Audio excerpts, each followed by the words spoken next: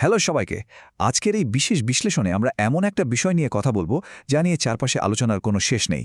Himalayan sea salt নামটা তো আমরা সবাই শুনেছি, তাই না? কিন্তু আমাদের আজকের সোর্স ডকুমেন্টে এই সাধারণ লবণটি নিয়ে এমন সব চমকপ্রদ আর বিশাল বিশাল দাবি করা হয়েছে যা দেখলে রীতিমতো চোখ কপালে ওঠার জোগাড় হবে। তো চলুন কোনো রকম রাগঢাক না করে সরাসরি মূল ডকুমেন্টটায় একটু চোখ বুলিয়ে নিই আর নিরপেক্ষভাবে দেখি আসলে কি বলা হয়েছে সেখানে। ডকুমেন্টটার দিকে তাকালে বোঝা যায় এটা যেন ঠিক স্বাস্থ্য সম্পর্কিত দাবির একটা আস্ত এনসাইক্লোপিডিয়া, একদম বর্ণনানুক্রমিকভাবে, মানে এ থেকে জেড পর্যন্ত সাজানো। একটা লবণের স্বাস্থ্যগুণ নিয়ে এত ঢালাও মন্তব্য করা হয়েছে যে এক নজরে পুরোটা পড়ে হজম করা বেশ কঠিন। তাই এই বিশাল তথ্যের পাহাড়টাকে একটু সহজে বোঝার জন্য আমাদের একে কয়েকটা নির্দিষ্ট সুশৃঙ্খল ভাগে ভাগ করে নিতে হবে। পুরো বিষয়টা পরিষ্কারভাবে বোঝার জন্য আমরা একে মূলত 5টা অংশে ভাগ করেছি। 1. লবণের মূল দাবিগুলো। 2. এর অভ্যন্তরীণ বা ভেতরের উপকারিতা। 3. শরীরের বাইরের দিকের প্রয়োগ। 4. মানসিক প্রভাব। এবং সবশেষে 5 নম্বরে থাকছে 84টি উপাদানের সেই বিখ্যাত তালিকা নিয়ে আলোচনা। তো শুরু করা যাক আমাদের প্রথম অংশ দিয়ে, হিমালয়ান লবণের মূল দাবি, একটি সার্বিক প্রতিশ্রুতি। ডকুমেন্টের একেবারে শুরুতেই কিন্তু বিশাল বড় একটা দাবি করা হয়েছে। বলা হচ্ছে মানবদেহ ঠিকঠাকভাবে চলার জন্য এবং এর বিকাশের জন্য যত ধরনের খনিজ বা ট্রেস মিনারেলের প্রয়োজন তার সব নাকি এই একটা লবণের ভেতরেই আছে। মানে বিষয়টা একবার ভাবুন, এটি এমন একটা সর্বজনীন প্রতিশ্রুতি যাই লবণের বাকি সব চমকপ্রদ উপকারের একেবারে মূল ভিত্তি হিসেবে কাজ করছে। এবার আসি দ্বিতীয় অংশে, অভ্যন্তরীণ ও শারীরিক উপকারিতা, কোষের উপর প্রভাব। ডকুমেন্টের দাবি অনুযায়ী এই লবণ নাকি আমাদের শরীরের ভেতরের নানা সমস্যার এক জাদুকরী সমাধান। রক্তে শর্করার মাত্রা ঠিক রাখা থেকে শুরু করে হজম শক্তির উন্নতি, সবকিছুতেই এর গুণাগুণ বর্ণনা করা হয়েছে। এমনকি ফুসফুসে জমে থাকা শ্লেষ্মা পরিষ্কার করা বা হাঁপানির মতো শ্বাসযন্ত্রের সমস্যা দূর করার ক্ষেত্রেও নাকি এটি দারুণ কার্যকরী। তবে এর মধ্যে সবচেয়ে কৌতূহলোদ্দীপক বিষয়টা হল রক্তচাপ নিয়ে করা এই দ্বৈত দাবিটা। সোর্স বলছে এই লবণ যেমন জাদুকরীভাবে উচ্চ রক্তচাপ কমিয়ে স্বাভাবিক করতে পারে, ঠিক তেমনি আবার নিম্ন রক্তচাপকে বাড়িয়েও একদম সঠিক মাত্রায় নিয়ে আসতে পারে। অর্থাৎ সমস্যা যাই হোক না কেন, এই লবণ নাকি শরীরের প্রয়োজন বুঝে একেবারে অটোমেটিকভাবে কাজ করে। আর হ্যাঁ, এখানেই শেষ নয়, একে একটা অত্যন্ত শক্তিশালী অ্যালকালাইজিং বা ক্ষারীয় এজেন্ট হিসেবেও তুলে ধরা হয়েছে। দাবি করা হচ্ছে যে এটি শরীর থেকে সব ধরনের অ্যাসিডিক বা অম্লীয় বর্জ্য বের করে দিয়ে রক্তকে একদম বিশুদ্ধ করে তোলে। আর সবচেয়ে মজার ব্যাপার হলো এই প্রক্রিয়ার মাধ্যমেই নাকি বার্ধক্য বা বয়স বাড়ার লক্ষণগুলোকেও আটকে দেওয়া সম্ভব। আচ্ছা, এবার যাওয়া যাক 3 নম্বর অংশে, বাহ্যিক প্রয়োগ ও শারীরিক সমাধান, ত্বক থেকে হাড় পর্যন্ত। ভেতরের কথা তো জানলাম, কিন্তু শরীরের বাইরেও নাকি এর প্রচুর ব্যবহার রয়েছে।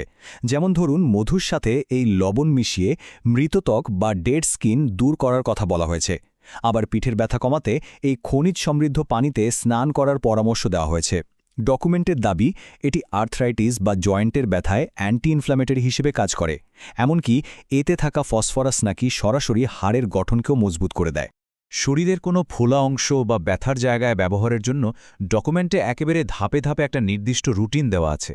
হালকা গরম পানিতে লবণ মিশিয়ে আক্রান্ত স্থানটা 15 মিনিট ভিজিয়ে রাখতে বলা হয়েছে।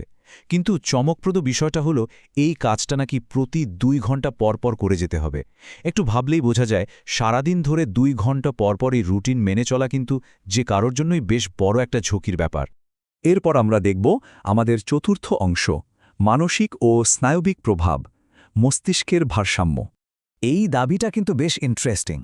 শুনতে অনেকটা বৈজ্ঞানিক পরিভাষার মতো লাগলেও সোর্স ডকুমেন্টে বলা হচ্ছে যে এই লবণ আমাদের স্নায়ুকোষ বা নার্ভ সেলের মধ্যে পরিবাহিতা ব্যাপকভাবে বাড়িয়ে দেয়, যার ফলে আমাদের মস্তিষ্ক নাকি আগের চেয়ে অনেক দ্রুত গতিতে তথ্য আদান প্রদান এবং প্রসেস করতে পারে। একটু গভীরে গেলে দেখা যাবে ডকুমেন্টটি দাবি করছে যে এই লবণ মস্তিষ্কের গুরুত্বপূর্ণ কাজগুলোকে আরও তীক্ষ্ণ করে তোলে। এটি নাকি সেরোটোনিন এবং মেলাটোনিনের মতো অত্যন্ত জরুরি নিউরোট্রান্সমিটারগুলোকে সংরক্ষণ করে, যেগুলো মূলত অ্যান্টিডিপ্রেসেন্ট হিসেবে কাজ করে। এর ফলে মানুষের মধ্যে শান্ত ও আরামদায়ক শক্তির সঞ্চার হয়, পজিটিভ চিন্তা তৈরি হয় এবং প্রাকৃতিকভাবেই ঘুমের চক্র বা স্লিপ সাইকেল একদম ঠিকঠাক হয়ে যায়।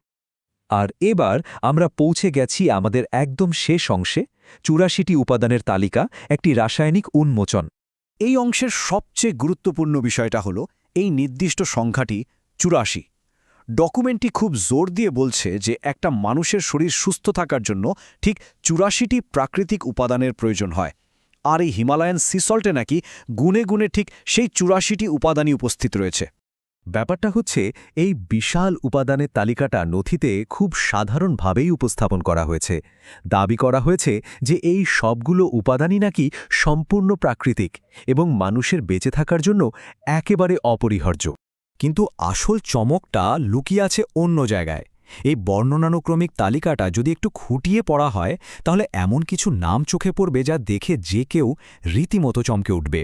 কারণ শরীরের জন্য প্রয়োজনীয় এই উপাদানের তালিকায় স্পষ্টভাবে ইউরেনিয়াম, প্লুটোনিয়াম, আর্সেনিক এবং সীসার নাম উল্লেখ করা আছে।